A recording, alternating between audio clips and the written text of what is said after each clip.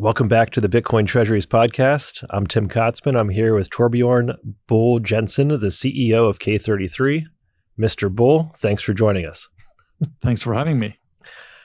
Love the name. You are a born bull. Maybe you can talk more about that, but can you tell us a little bit about yourself, your background, and your journey to Bitcoin? Absolutely. As you said, I'm born bull. And then, of course, I stumbled on Bitcoin back in 2013. I was actually studying economics at the time and had this keen interest in the question, what is money? And then a friend of mine pitched me Bitcoin as an investment. I think it was around $60 at the time. Unfortunately, I didn't buy a lot, but I decided to do my master thesis on Bitcoin. And then I fell into the rabbit hole. So I tried to use the different schools of thought around the question of what is money. And none of the mainstream schools of thought actually works on Bitcoin, because there's main two theories. One is that money is whatever the state demand that you pay your taxes in. And the other theory is that it's some commodity, some good that you can have some use value, and then it'll obtain kind of an exchange value. But obviously there were no governments backing Bitcoin, and you couldn't eat the Bitcoin, yet it had value. So I was lucky enough to stumble upon a paper called Shelling Out the Origins of Money by Nick Szabo, who's very well known kind of in Bitcoin circles as kind of one of the cypherpunks. And he really drew my attention to the game theoretic anchoring of money. And with that lens, Bitcoin is a no-brainer. It's game theoretically the most sound money we probably have ever had in history. So that was my way into Bitcoin. Was there something about your background or how you frame things that caused you to have Bitcoin click, right? So for some people it's an engineering background or something else. I think there was a few things that made it click for me. So one was the realization that Bitcoin is the first digital bearer asset. So there's been a lot of physical bearer assets, but all digital money has only existed in the form of a claim. And claims are inherently difficult to transact, especially across jurisdictions, because claims are kind of linked to some type of judiciary system by definition. And then I saw a massive possibility of leveraging Bitcoin for cross-border payments to make more efficient remittances. And that really kind of blew my mind, the possibility of kind of taking local currency, buy Bitcoin, transfer it and sell it and have final settlement. That was my kind of way into Bitcoin. I then started appreciating kind of the scarcity, the investment object, the kind of digital gold aspects later on.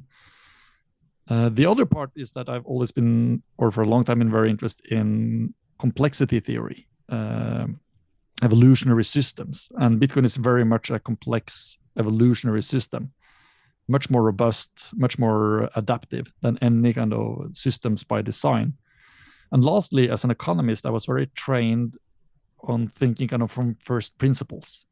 And Bitcoin really makes sense from first principles. It's only then it actually makes sense at such an early stage, because you have to infer what role it can play. Because at the point in time, back in 2013, it wasn't very useful. I mean, I could buy some beers and have some good nights, but you had to kind of analyze the kind of the core principles, and from that extrapolate how this could affect society.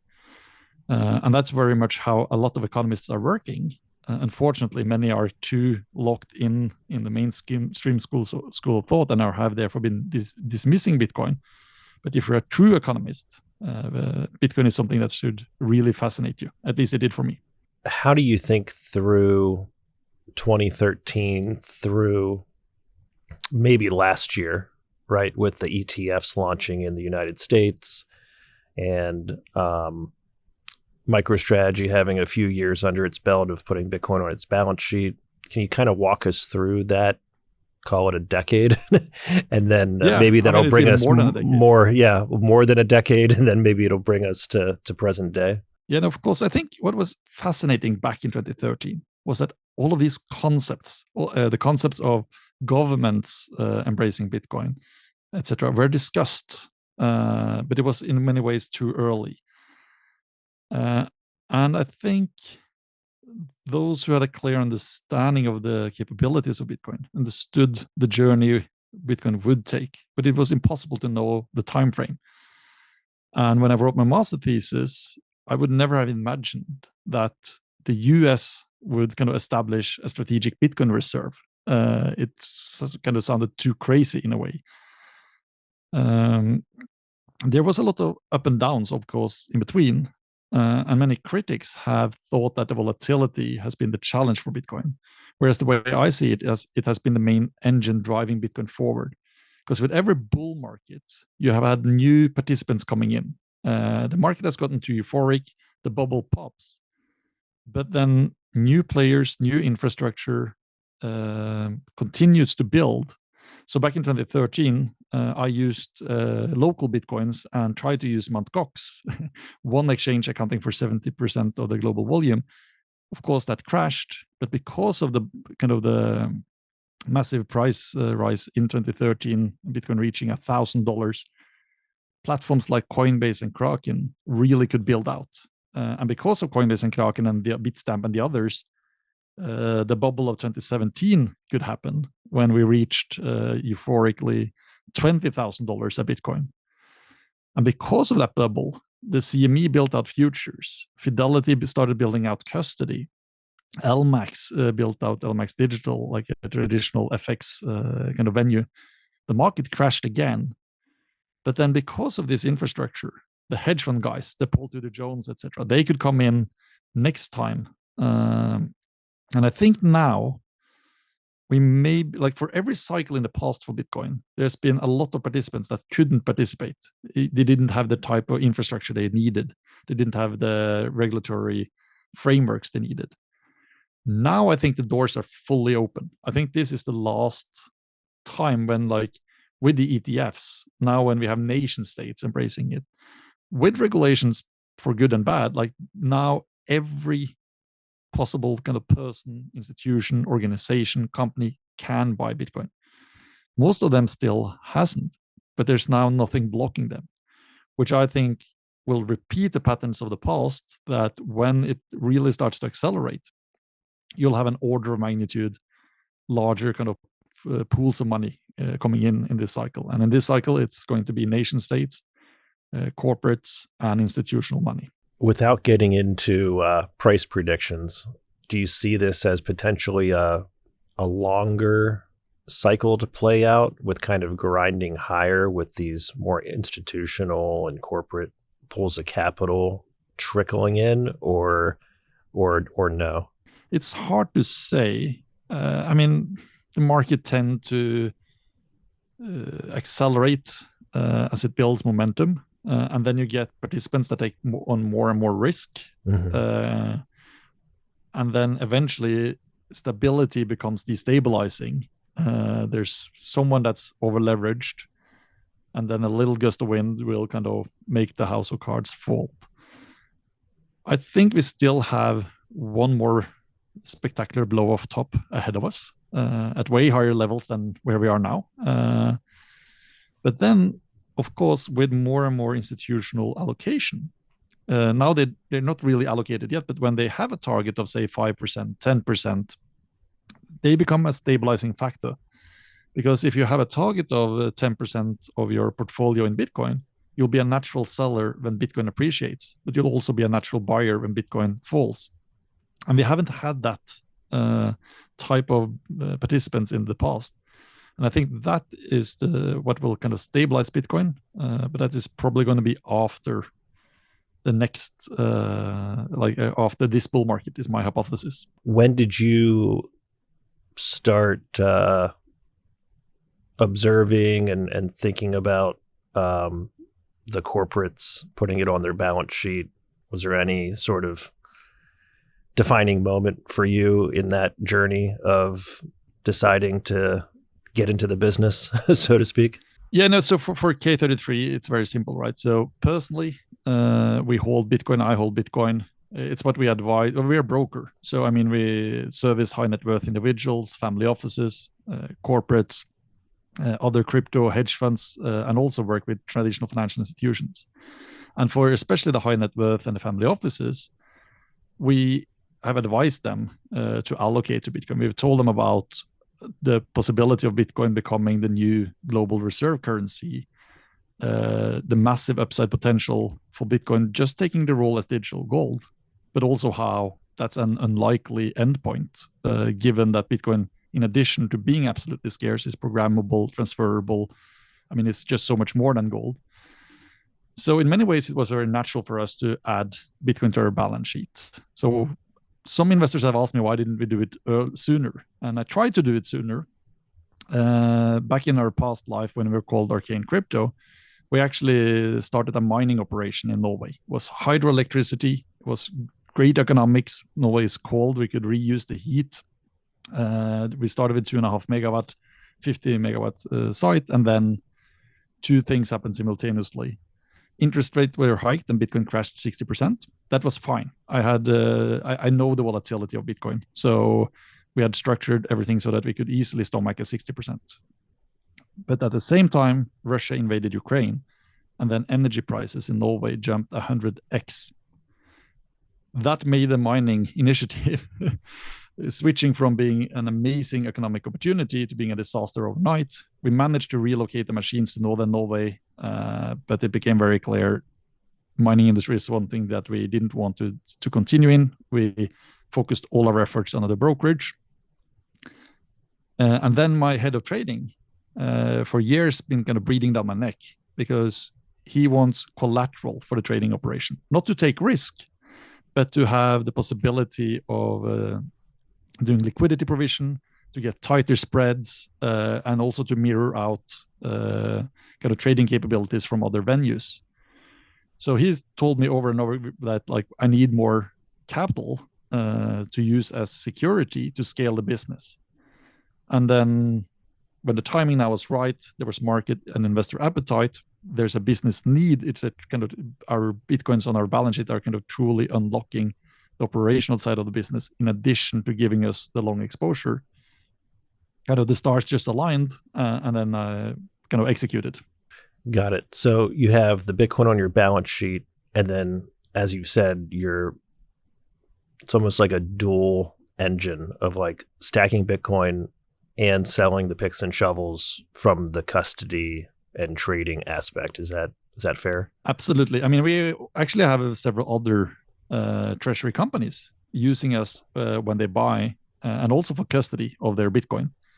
Of course, that is client money. So those Bitcoins are kept on separate, segregated blockchain addresses and not something that we can ever use in the trading operation.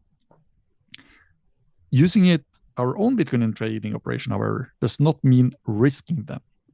So there are two main models that we're looking at. One is to facilitate Bitcoin collateralized lending. So I'm discussing with a lot of banks these days, and they don't want to touch Bitcoin for two reasons. They don't like kind of the AML checks, source of funds, blockchain analysis. And secondly, if a bank, at least in Europe, put it on their balance sheet, it's not treated as solid capital, which it is. So they need to have extra capital. It's treated as extremely risky. Mm-hmm. So it's very expensive for a bank to use Bitcoin as collateral for a loan.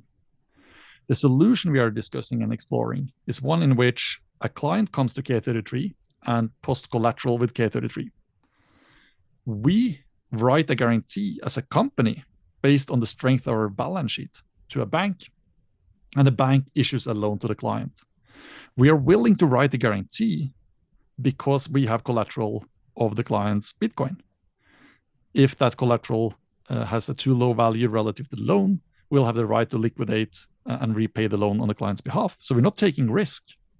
The bank can't rely directly on those Bitcoin being the source of the security, but the security of a well-capitalized company, that works. Mm. The other model is, as a broker, our job is to give market access. In the crypto world today, like most of us have like 10 different accounts on 10 different exchanges. Our portfolio is fragmented. You have to do KYC on all the venues. It's a nightmare. How it should be is that you should have one broker, and then your broker has accounts on all these different venues. What we need for, and we do have that in K33, and we also have the technical capabilities of mirroring out, say, Coinbase or Deribit to our clients. But what we need is collateral so that we can have a credit line on the venue, so that when we do what's called matched principal trading, in other words, we do the same trade on the exchange that the client does with us, the exchange have security from the collateral of our Bitcoin. So since it's matched principal, there's never any risk. You could then ask, why is the collateral needed? Well, it's because we have the relationship with the client. We hold the client's money. The other exchange don't. So the collateral is used to give them a claim should we not behave, should we not settle and move the funds. So it's not collateral in the way when you use it for derivatives trading. Then you take risk. You can make yield from taking risk. We're not taking risk, but we're unlocking and scaling our operation as a broker. Bitcoin custody is evolving, and OnRamp leads this change with multi-institution custody, eliminating single points of failure. Instead of one institution or complex private keys, OnRamp secures your Bitcoin in a segregated, cold storage, multi-sig vault backed by 3 independent, institutional-grade custodians. No single custodian can move funds by themselves, providing an unprecedented level of security that traditional custody solutions simply can't match.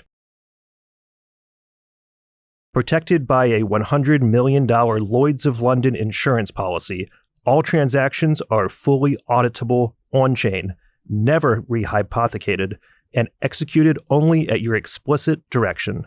This means complete transparency and control over your assets at all times. Beyond custody, OnRamp delivers comprehensive Bitcoin financial services, including lending, trading, inheritance planning, IRAs, and more. OnRamp functions as your private banking partner, coordinating key holder activity, removing technical burdens, and providing a personalized, trust-minimized experience tailored to your specific wealth preservation goals. Whether you're new to Bitcoin or an experienced holder, OnRamp's approach helps secure generational wealth with unmatched security and peace of mind. Visit onrampbitcoin.com today to learn more, sign up, or book a free consultation with their team of Bitcoin custody experts. Are you looking for comprehensive analytics on corporate Bitcoin adoption? Strategy Tracker delivers real-time insights into how companies are executing their Bitcoin strategies completely free.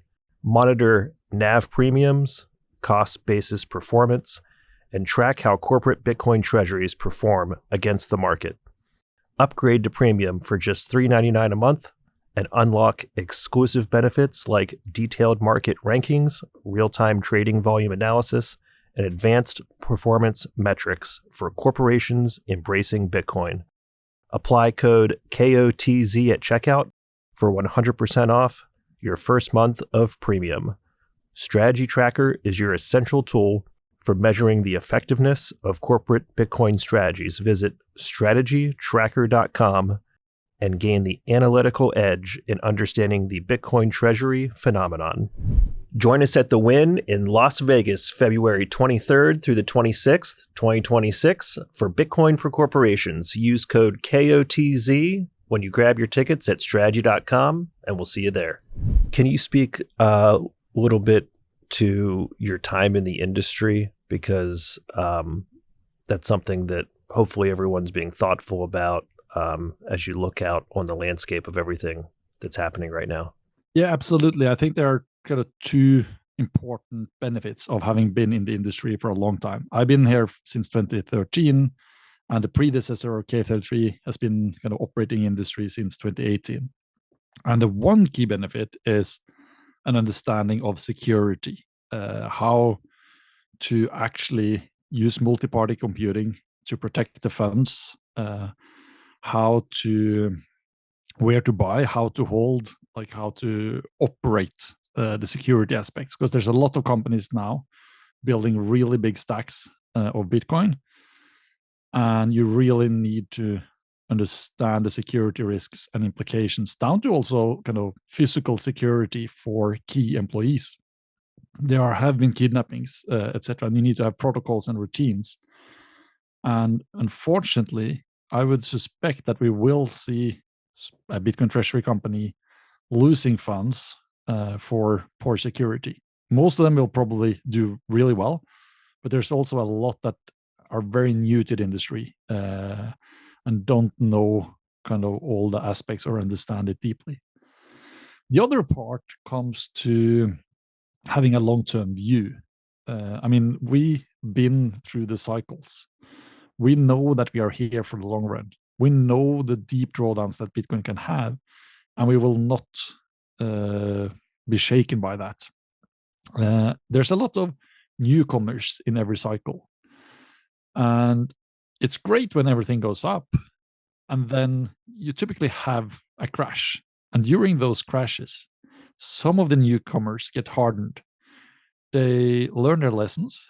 They take some losses, but they continue to be here in Bitcoin. They kind of learn kind of through the cycles and become more proficient in many ways, while others will jump ship. And I think it's fair to say that we have seen now a swell of new treasury companies entering the stage. Some of these treasury companies will become the financial giants of the future. In finance, it's the biggest balance sheet that wins. And I believe for the future of finance, it's the biggest Bitcoin balance sheet that wins.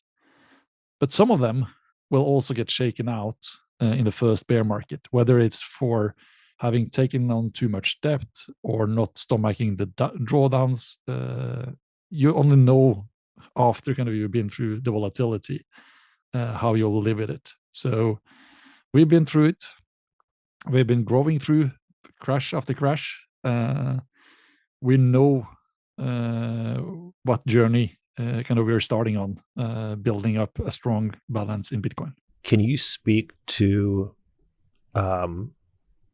your strategy for Bitcoin accumulation? Is it out of the cash flows of the business? Are you engaging with the capital markets through debt or equity issuances at all? And if so, what's kind of your overall framework and like risk framework around that? Absolutely. So we launched the initiative with an initial investment of $6 million from the three largest shareholders. We relatively shortly thereafter followed up with a round raising around $13 million together with a Norwegian investment bank. And we expect to use the capital market, mainly doing private placements at market over time, to build a balance of initially targeting 1,000 Bitcoins. We are working on kind of the plan for beyond 1,000 Bitcoins. I mean, my goal is to do that as soon as possible, conditional on good terms for our investors and existing shareholders. It's not like we don't have a clue what we're going to do after, but I want to make sure that it's not just kind of high ambitions, but also a very executable plan. I think what is important here is that Bitcoin is quickly becoming, as many say, the hurdle. If you can't outperform Bitcoin, well, it's going to be hard to convince investors to give you their money. Challenge, of course, if you're only going to use the capital markets to buy Bitcoin and hold it, how are you going to outperform Bitcoin? You can't. So to outperform Bitcoin, to long-term generate shareholder value, you absolutely have to take that balance sheet and put it to work. And then you have two main ways of doing that. One is beautifully executed by strategy, where Saylor in many ways has taken strategy and turned it into a vehicle of structured finance. He's taking Bitcoin exposure and is slicing and dicing it and selling different parts of the exposure curve off to different types of investors. In K33, we have another approach, which is we're using the Bitcoins as a strategic enabler of the brokerage business.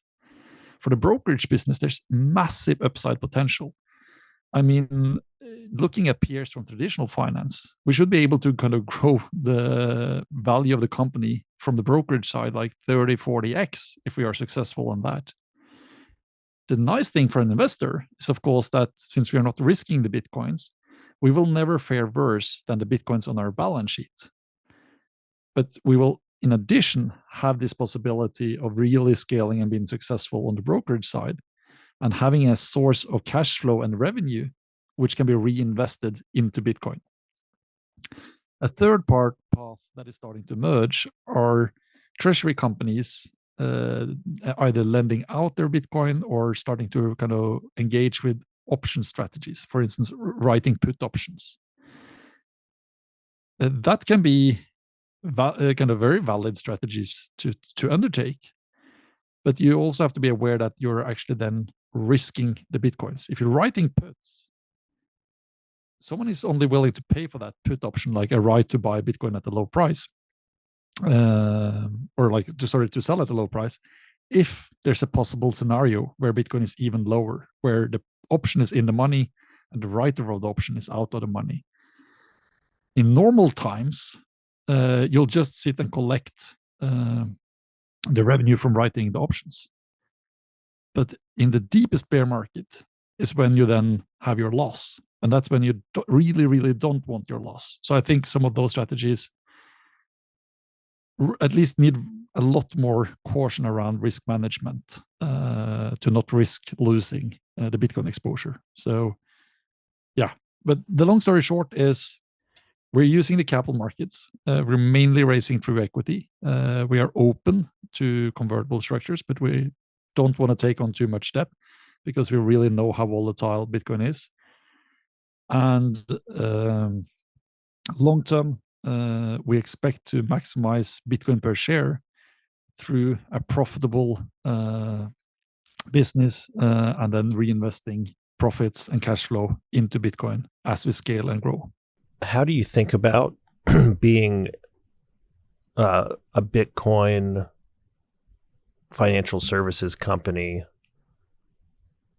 versus some of the operating businesses out there adopting the strategy that are not in the Bitcoin space? Do you think it's just more of a natural fit? Maybe it doesn't matter. Do you have any thoughts on that? Yeah, I absolutely think it gives us a unique advantage, right? Because we have a natural way of putting those Bitcoins to work. I think a lot of the other companies, right now, they are in the phase of building the balance sheet. Mm-hmm. But they will, in not so long time, realize that they have to find a way to put those Bitcoins to work. And for many of these companies, it'll be an afterthought.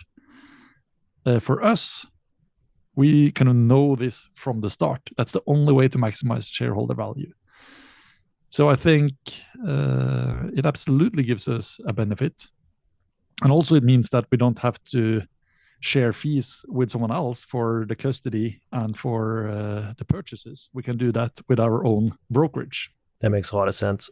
Super appreciate your time today. I'll send it over to you if you have any final thoughts, closing thoughts, and if you can let everyone know where to find you and the firm online. Absolutely. So I want to take the opportunity to remind ourselves that while it's amazing to see companies like K33 and all of the other Bitcoin treasury companies kind of buying and holding Bitcoin, how this is kind of driving the adoption forward. It's paving the way for Bitcoin to truly become a part of the financial system.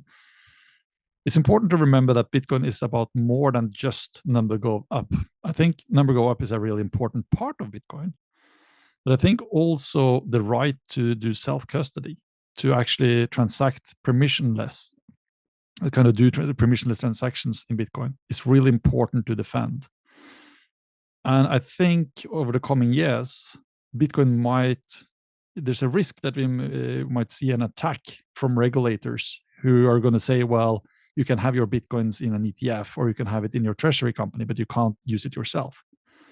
As an industry, as a part of Bitcoin as a movement, I think it really is important that we are vigilant and push back on those initiatives. When companies like K33 and others are benefiting from Bitcoin, from having the opportunity to invest in an asset with such a great and promising future, it also behooves on us to kind of give something back. And I think that is important, that we all fight for Bitcoin, not only as an investment, but also as a form of freer money for the whole world. In terms of where people can find me, Twitter is where I'm most active. I mean, K33HQ is the Twitter handle for the company. My Twitter handle is a little bit more complicated. Maybe you can share it in some of the links. Be careful. There's a lot of fake accounts out there, a lot of impersonation. So, yeah. Awesome.